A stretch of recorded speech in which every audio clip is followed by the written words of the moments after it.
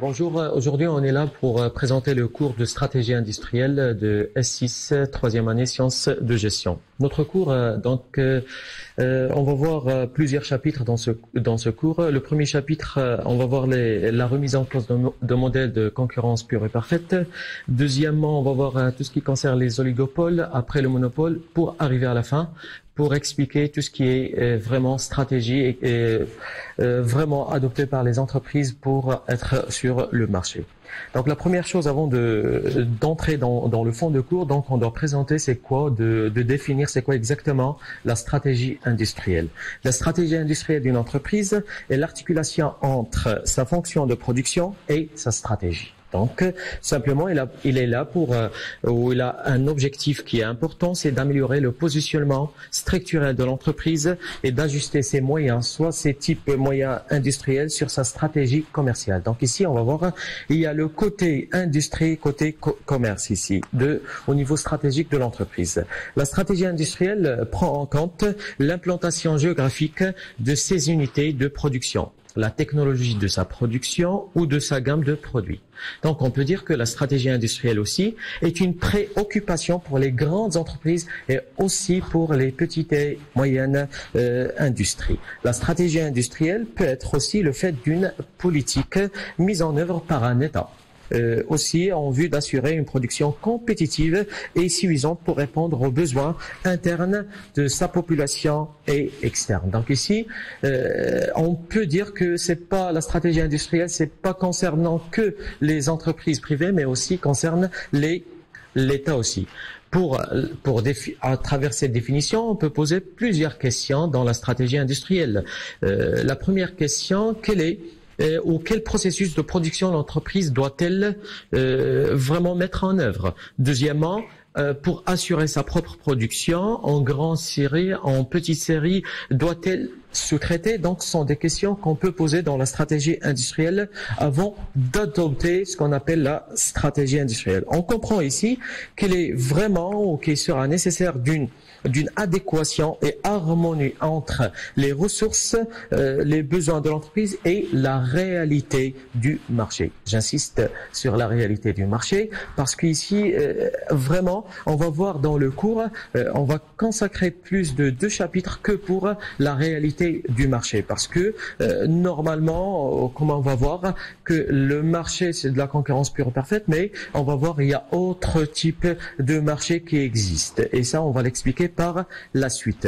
Juste, on reste tout le temps dans la définition de la stratégie industrielle, que dans l'encyclopédie canadienne, on a trouvé encore une autre définition qui est dans le même sens aussi. Et cette expression, ça veut dire la stratégie industrielle, désigne habituellement toute tentative d'un gouvernement, ici il insiste sur le gouvernement, de mettre en œuvre un ensemble cohérent et bien structuré de politiques, cette politique qui vise l'amélioration de la performance de l'économie. Ces politiques aussi visent le secteur manufacturier, mais ils peuvent aussi concerner la performance de nombreux autres secteurs, depuis la production des ressources naturelles jusqu'au service. Donc ça c'est la définition en général qu'on peut trouver dans tout ce qui concerne la stratégie industrielle, les définitions qu'on peut trouver partout, soit côté américain, soit côté français, soit côté canadien. Donc ici, on a vu qu'il y a dans ça, il y a 2 termes qui sont très importants. Le premier, c'est la stratégie. Le deuxième, c'est l'industrie. Et lorsqu'on dit la stratégie industrielle, comme on a expliqué, donc ici, c'est la réalité du marché. Donc, l'accompagnement de la production, des ressources naturelles jusqu'au service.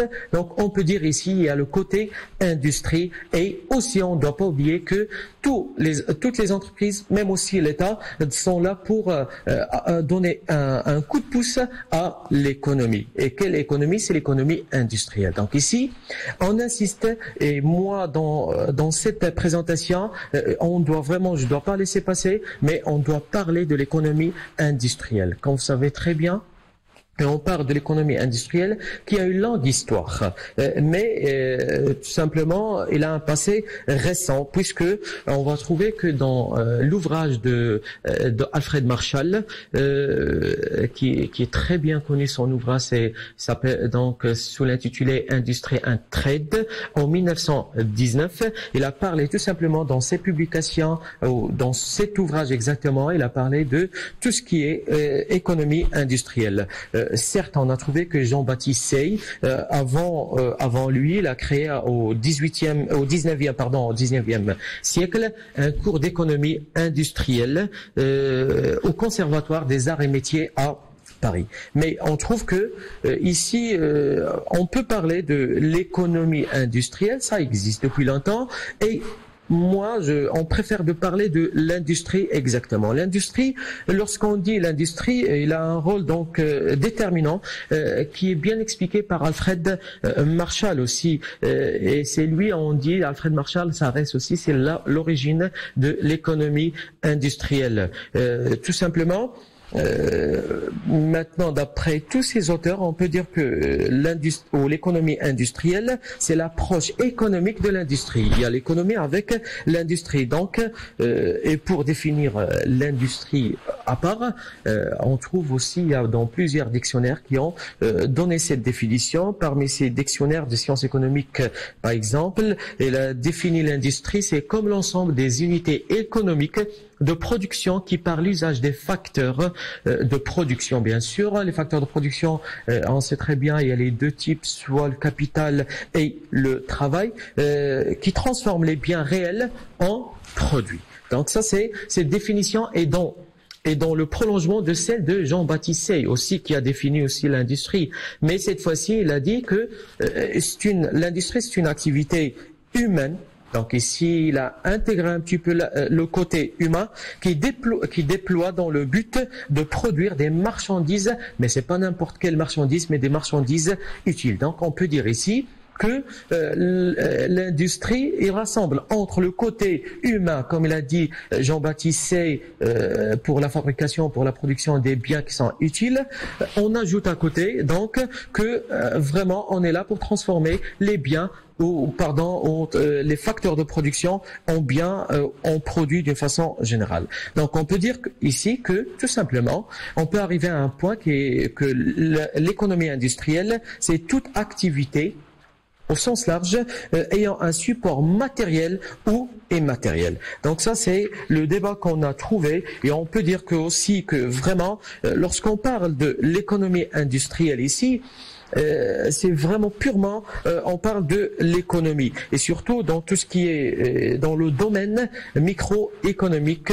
Donc ici, c'est plus spécifiquement. On trouve que dans l'année 2000 la microéconomie, elle a défini l'économie industrielle, c'est comme le champ d'application de la nouvelle économie, qui se situe désormais dans le cadre de la concurrence imparfaite et les asymétries de l'information, avec pour conséquence la remise en cause du modèle walrasien. Comme on a dit, on va voir par la suite que Walras a déterminé l'équilibre général, c'est lui qui a déterminé l'équilibre général, mais à partir de quoi? À partir de la concurrence pure et parfaitement. On va voir que c'est pas le cas, et maintenant il y a d'autres choses avec le marché réel, avec les circonstances qu'on a. Donc c'est pas la concurrence pure et parfaite, mais autre chose, comme on a expliqué avant. Juste après, donc ça c'est en général, c'est ça l'économie industrielle. Donc c'est pour cette raison-là, notre objectif ici dans ce cours,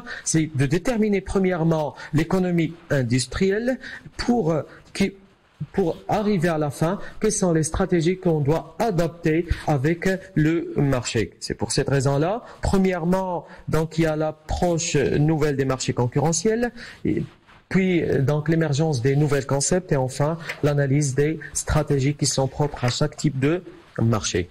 Donc, dans ce premier chapitre, donc la remise en cause de la concurrence pure et parfaite. Mais avant tout, on doit donner une définition de la concurrence pure et parfaite. Un marché de concurrence pure et parfaite, autrement, alors l'appel c'est le CPP, donc c'est l'abréviation, c'est tout simple. Ce marché de concurrence pure et parfaite est vraiment, on peut dire un marché de concurrence pure et parfaite on doit répondre à 5 conditions. Quelles sont ces 5 conditions? Normalement, il y a l'atomicité, il y a la transparence, la fluidité, l'homogénéité et la mobilité. Donc ici, dans un marché de concurrence pure parfaite, la condition principale, c'est de remplir ou de répondre à ces 5 conditions. On ne peut pas répondre à 4 et on laisse la 5e. Non, on doit répondre aux 5 conditions. Lorsqu'on parle de la première, et comme on a vu, ces conditions sont déjà bien étudiées en première année, mais on doit faire un petit rappel brièvement. C'est l'atomicité. Lorsqu'on dit l'atomicité, se caractérise par un grand nombre d'acheteurs, que sur un marché, ça n'existe pas un acheteur ou 2 acheteurs ou 3 ou un nombre limité, mais un nombre illimité. Deuxième condition, la transparence. Lorsqu'on parle de la transparence concernant l'information dont disposent les consommateurs, que tous les consommateurs, ils doivent avoir vraiment les informations. Donc, on est pareil pour toutes les informations qu'on peut avoir. Troisièmement, il y a la fluidité. Lorsqu'on parle de la fluidité, c'est la possibilité pour une entreprise, ici concerne l'entreprise, d'entrer ou de sortir d'un marché ou d'acquérir, donc ici, avant d'acquérir autre chose, mais on peut dire d'entrer et de sortir sans coût. Donc ça, c'est le plus important. C'est on peut entrer et sortir gratuitement sans payer des coûts. Quatrième condition, c'est l'homogénéité. L'homogénéité, il s'agit d'un produit qui sont uniques, ou les produits ils doivent être uniques ou similaires. Ça veut dire que tous les produits qu'on trouve sur le marché, ils doivent être similaires, sont pareils, donc il n'y a pas de différence ou pas de différenciation entre les produits, normalement. Et cinquième condition, c'est la mobilité. La mobilité ici touche les facteurs de production, le travail, comme on a expliqué, le capital qui doit pouvoir se déplacer selon les besoins du marché. Donc, comme on peut l'imaginer, satisfaire ces 5 conditions en même temps, et c'est ça, en même temps, c'est une chose quasi impossible. Impossible de satisfaire les 5 conditions en même temps. Donc, c'est pourquoi on dit que ce modèle n'existe pas. Il existe juste dans la théorie. C'est le modèle de la concurrence pure et parfaite. Mais ça existe d'autres types de marchés. C'est pour cette raison-là, dans la première moitié du 20e siècle, il y a l'économiste qui est très bien connu, Steckelberg, un économiste allemand, qui a proposé un tableau où tout simplement les vendeurs et les acheteurs sont classés selon leur nombre. Et comme ça, on peut déterminer le marché selon le nombre d'acheteurs et le nombre de vendeurs. Pour arriver à la fin, pour dire on n'a pas un seul type de marché, mais il y a 9 types de marchés. Donc, ce Steckelberg, il a classé ça selon le nombre d'acheteurs et le nombre de vendeurs. Autrement, c'est côté offreur et côté demandeur. Donc ici, on va trouver, il y a les acheteurs, un seul acheteur, un acheteur. Deuxièmement, il y a un nombre limité, ou on peut dire c'est quelques acheteurs, et un nombre important, on peut dire c'est plusieurs acheteurs. Plusieurs acheteurs. Dans l'autre côté aussi, donc c'est les vendeurs, un seul vendeur aussi, quelques vendeurs et donc plusieurs vendeurs aussi.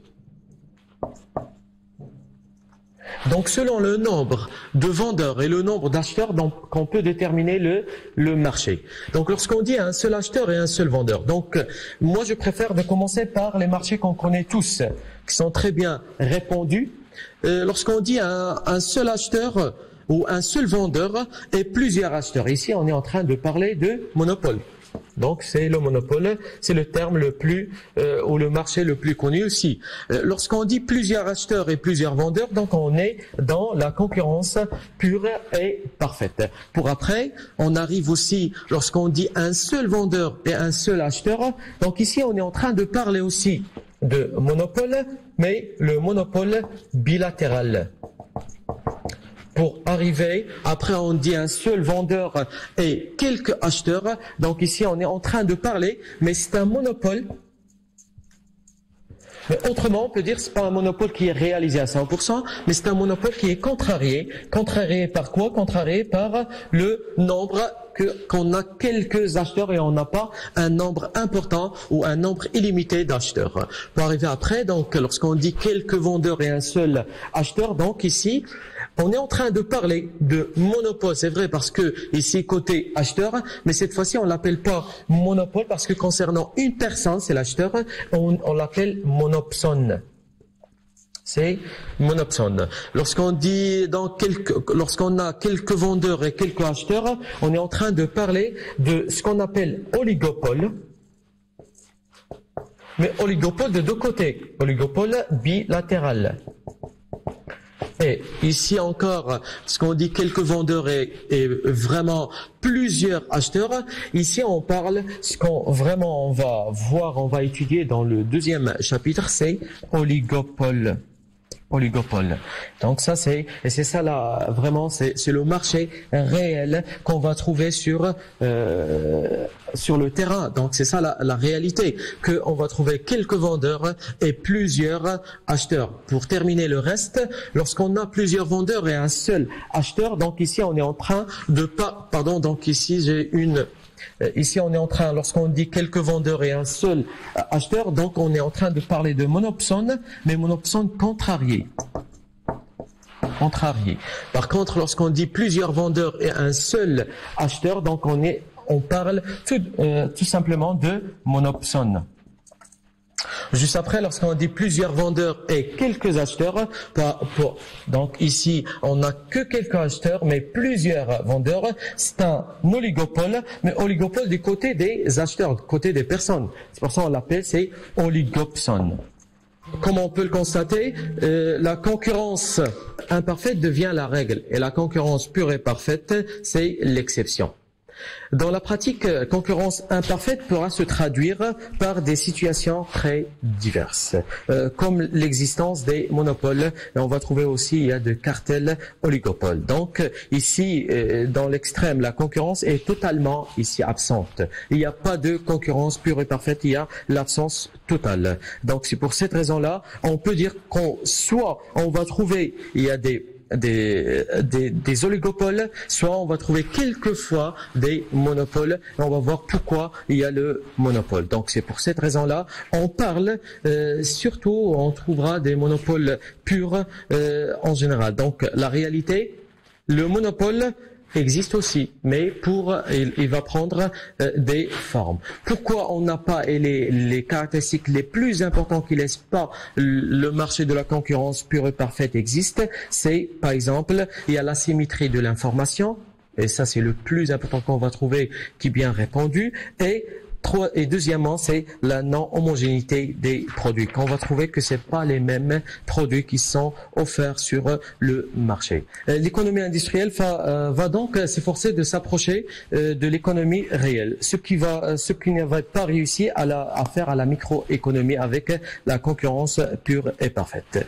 Donc, juste après, on passe pour le premier point dans le premier chapitre, c'est la remise en cause du modèle de concurrence pure. Donc la remise en cause, elle n'a qu'une seule cause. C'est vraiment comme on a expliqué avant, on n'a pas de concurrence pure et parfaite s'il n'y a pas la réponse, ou autrement on ne satisfait pas les 5 conditions, la réalisation des 5 conditions.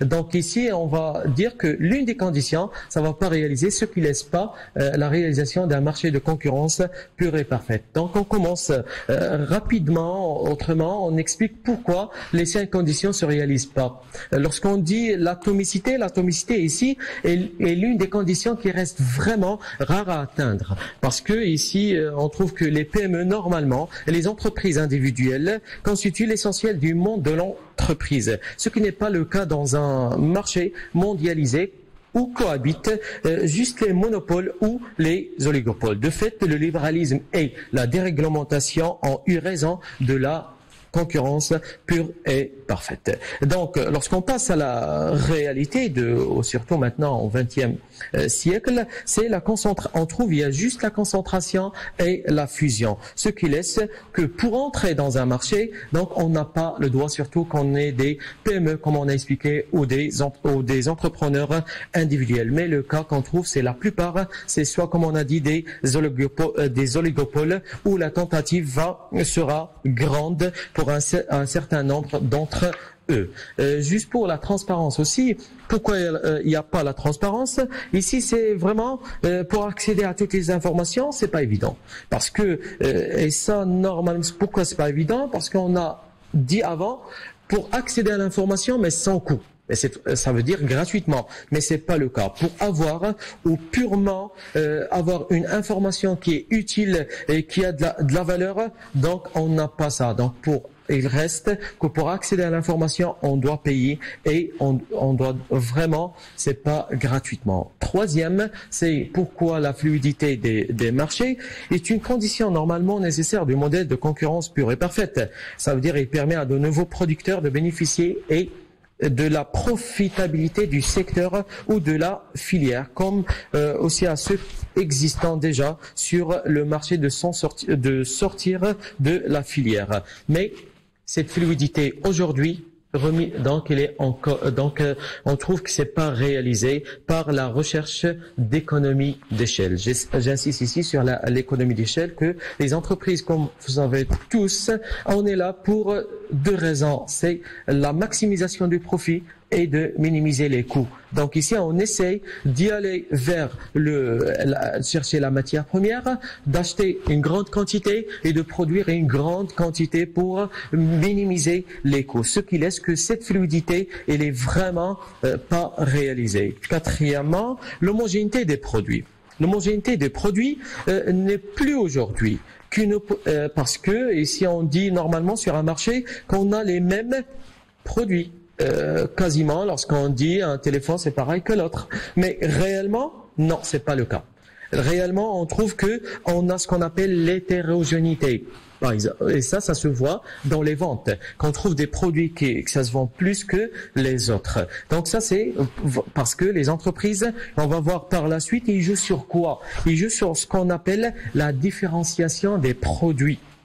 Et la règle maintenant. La règle, c'est différencier les produits pour vendre et pour avoir plus de parts de marché. Cinquième condition qu'on doit avoir normalement, pourquoi il a remis en cause, c'est la mobilité des facteurs. Et ici, on trouve est souvent contradictoire. La mobilité du capital technique, elle est souvent rendue difficile par les coûts qu'elle génère. Comme on a expliqué, l'entreprise, elle essaie de minimiser les coûts et comme ça par la mobilité des facteurs de production, il laisse que les facteurs, donc ici on va vraiment, au lieu de minimiser, de maximiser les coûts, ce qui laisse que la mobilité des facteurs de production ne se réalise pas. Donc en conséquence, la réalité industrielle aujourd'hui c'est quoi?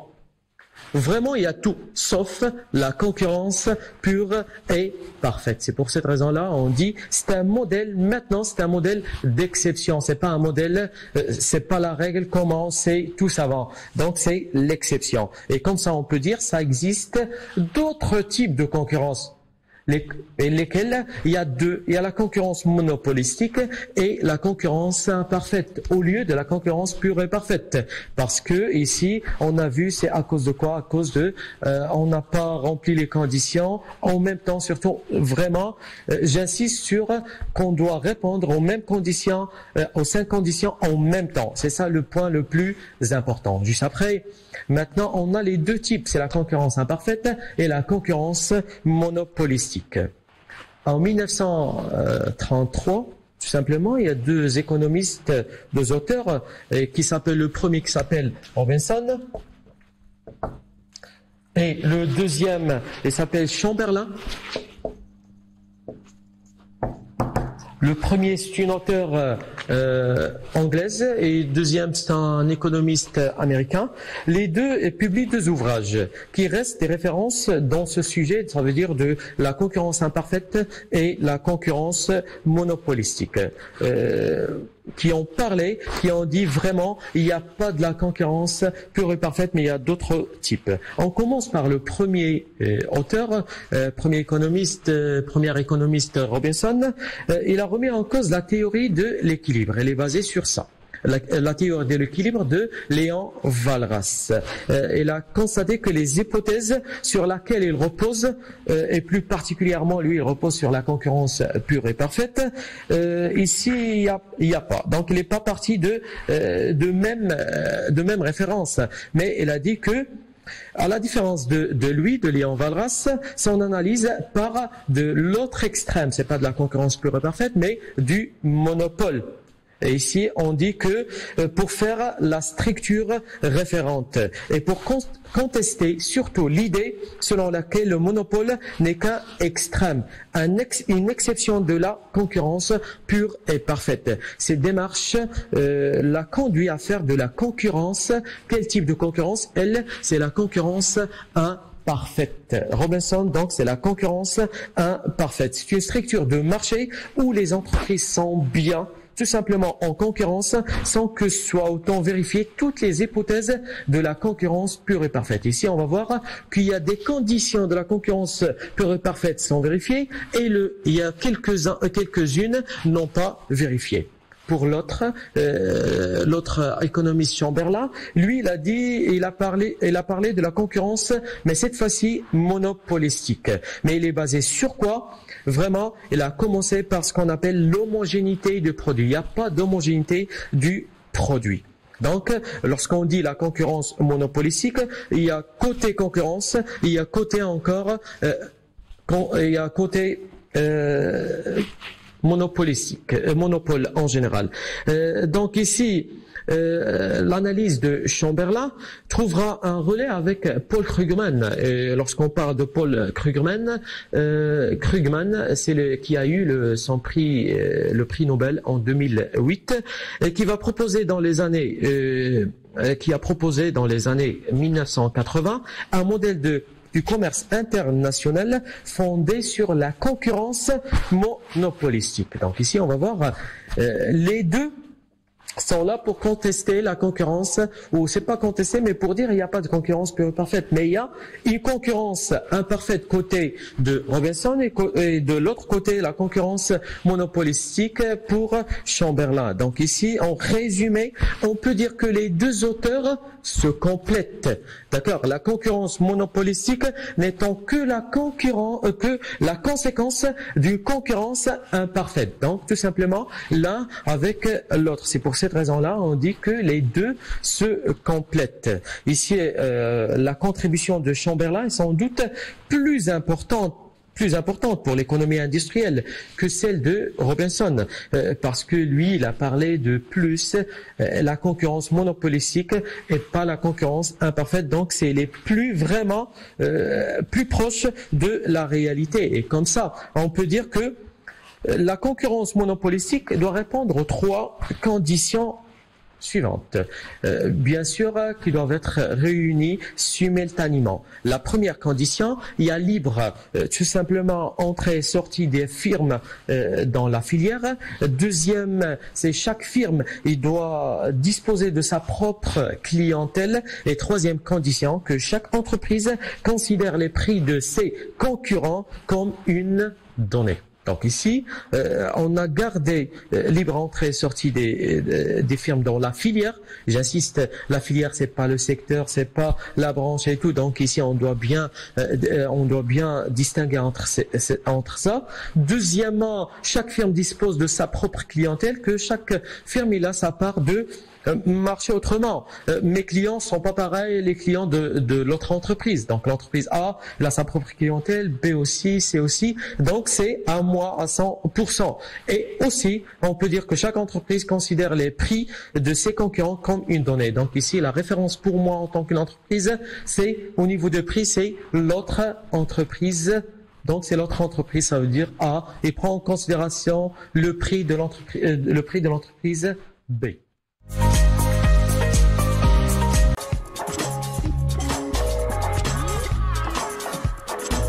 إن أعجبك الفيديو لا تنسى الإعجاب والاشتراك في القناة.